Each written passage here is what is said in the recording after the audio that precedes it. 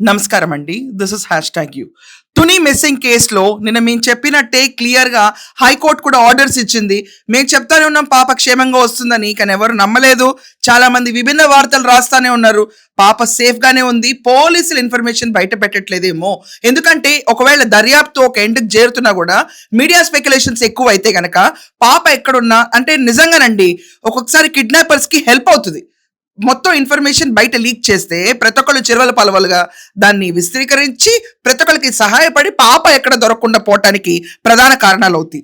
పాప మిస్ అయ్యి ఈ రోజుకి 18 రోజులు పూర్తయింది. తుని మిస్సింగ్ కేసులో హైకోర్టు ధర్మాసనం చీఫ్ జస్టిస్ మనం చూసుకుంటే కనుక లీలా గిల్ అలాగే జస్టిస్ జయసూర్యలతో కూడిన ధర్మాసనం ఈ రోజు అక్కడ మనం చూసుకుంటే police station Tuni police station అవనండి, కాకినాడ కలెక్టర్ అవనండి, లేకపోతే మన హోమ్ మినిస్టర్ కార్యదర్శి అవనండి, డీజీపీ అవనండి, ప్రతి ఒక్కరికి నోటీసులు జారీ చేశారు. వాళ్ళు నెక్స్ట్ వాయిదాకి రమ్మని చెప్పారు.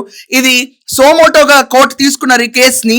ఇక మనం చూసుకుంటే హైకోర్టు వాళ్ళు సుప్రీం కోర్టు ఇచ్చిన స్టాండర్డ్ ఆపరేటింగ్ ప్రొసీజర్స్ ఫాలో అయ్యారా లేదా ఈ నివేదిక మొత్తం సమర్పించాలి.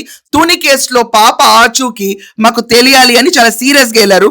ఏంటండి స్టాండర్డ్ ఆపరేటింగ్ ప్రొసీజర్స్? ఇది ఖచ్చితంగా చూడాలి. ఎక్కడన్నా ఒక మిస్సింగ్ కేసు ఉందనుకోండి, ఇమ్మీడియట్ గా ఎఫ్ఐఆర్ ఫైల్ చేయాలి. అంటే లేదు కొన్ని రోజులు ఆగుదాం, ఒక 28 గంటలు 48 గంటలు ఆగిన చూద్దాం అని కాకుండా దీంట్లో ఫస్ట్ ఇన్ఫర్మేషన్ రిపోర్ట్ ఫైల్ అయిందా లేదా. రెండోది చూసుకుంటే హై ప్రయారిటీ కేసు కింద టేకప్ చేయాలి. అంటే 24 గంటల నుంచి 48 గంటల దాకా ఆగి దాని తర్వాత వెతికారా, ఇలాంటివి కూడా ఉంటాయి కేసెస్ చాలా. అంటే దొరుకుతుంది దొరకలేదు అని ఆ గోల్డెన్ అవర్ ఏదైతే 1.5 అవర్ ఉందో అక్కడైతే పోలీసులు ఎంటర్ అవ్వలేకపోయారు. ఎందుకంటే కంప్లైంట్ వెళ్ళలేదు. ఫస్ట్ 1.5 2 అవర్స్ వాళ్ళే ఎత్తుకుని జల్లెడ పట్టారు. మొత్తం 40 ఎకరాల పాము తోటని గణేష్ భవానీ చుట్టుపక్కల ఉన్న వాళ్ళు ఒక 40-50 మంది దాకా ఉండి జల్లెడ పట్టారు. కానీ పోలీస్ ఆ రోజు కంప్లైంట్ ఇచ్చిన వెంటనే సాయంకాలం 6ంటికి బృందాలు దిగిపోయి సెర్చ్ మొదలైంది. సో ఇమీడియట్ గా అది ప్రయారిటీ కేసు కింద తీసుకున్నారా లేదా, లేకపోతే సర్చ్ అండ్ ట్రేసింగ్ మెజర్స్ అంటే సర్క్యులేట్ ఫోటోగ్రాఫ్స్ అవనండి, ప్రతి చోట పాప ఫోటోలు అతికించడం, గోడల పైన అతికించడం, ఇవన్నీ ఒక మెథడ్ ఉంటుంది. హాస్పిటల్స్ షెల్టర్స్ ఇవన్నీ చెక్ చేశారు లేదా. నేషనల్ మిస్సింగ్ పర్సన్ డేటాబేస్ అని ఒకటి ఉంటుందండి, దాంట్లో పాప ఫోటో అప్లోడ్ చేశారా లేదా, అంటే ప్రతి ఒక్కరికి పాప విజిబిలిటీ ఎక్కువ ఉండాలి ఈ పాప మిస్సింగ్ లో ఉందని చెప్పి. ఇవి ఫాలో అయ్యారా లేదా. దాని తర్వాత యాంటీ ట్రాఫికింగ్ యాంగిల్ అండి, అంటే ఎవరైనా పిల్లల్ని ఎత్తుకెళ్ళిపోయే వాళ్ళు ఉంటారు. ట్రాఫికింగ్ అంటే ఇప్పుడు మనకి తీసుకెళ్లి చైల్డ్ ట్రాఫికింగ్ చాలా రకరకాలుగా జరుగుతుంది, మీ అందరికీ తెలిసిన విషయమే.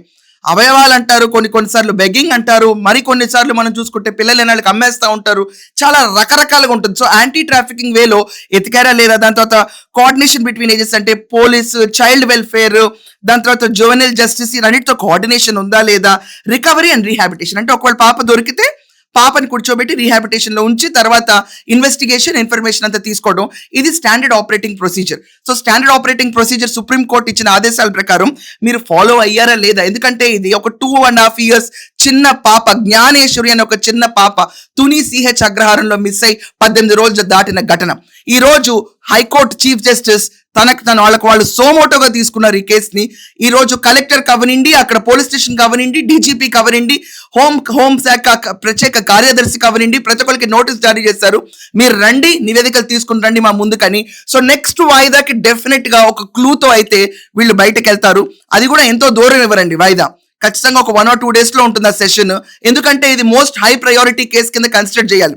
అండ్ ఈ కేసులో మనకి ఎక్కడా కూడా ఈ ప్రొసీజర్స్ ఫాలో అయ్యలేదు మనకు తెలియదు. కానీ ఇన్వెస్టిగేషన్ మాత్రం ఫస్ట్ 10 hours లోనే స్టార్ట్ అయిపోయింది. లిటరలీ కంప్లైంట్ ఇచ్చిన 4-5 గంటల్లోనే స్టార్ట్ అయిపోయింది.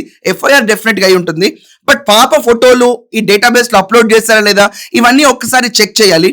ఏది ఏమైనప్పటికీ ఇది మాత్రం పాప ఎక్కడ కూడా ఏ హత్యకి గురవ్వలేదు, క్లియర్ గా అర్థమైపోతుంది.